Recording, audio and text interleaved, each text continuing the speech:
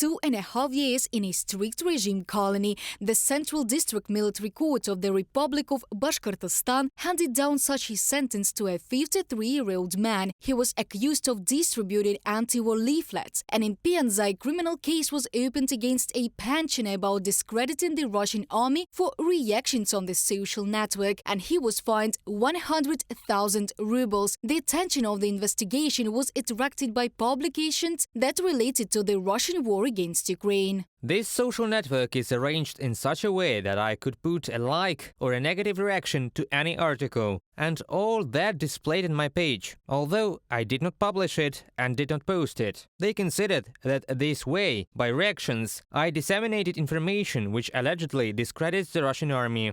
Nikolai Gusanovich, defendant in a criminal case, in a comment to Astra publication.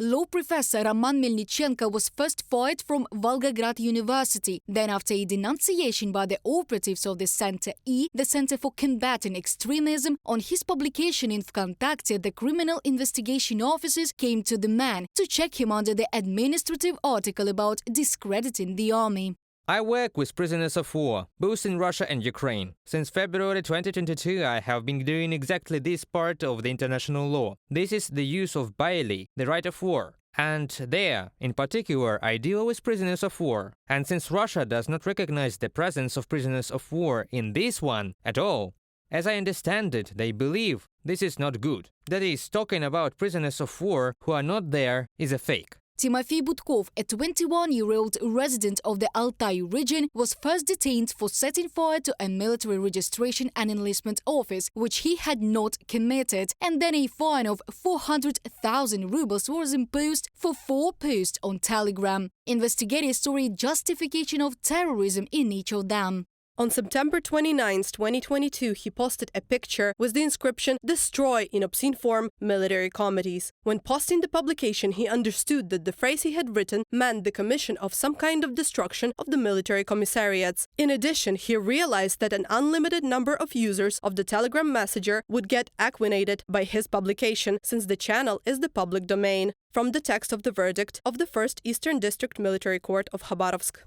The law on the justification of terrorism is often used by investigators against citizens who speak out about terrorist attacks on social networks. Now, a draft law on criminal punishment for propaganda and justification of the ideology of extremism has been submitted to the State Duma. As a punishment under this article, a fine of up to 300,000 rubles or imprisonment for up to 5 years is provided.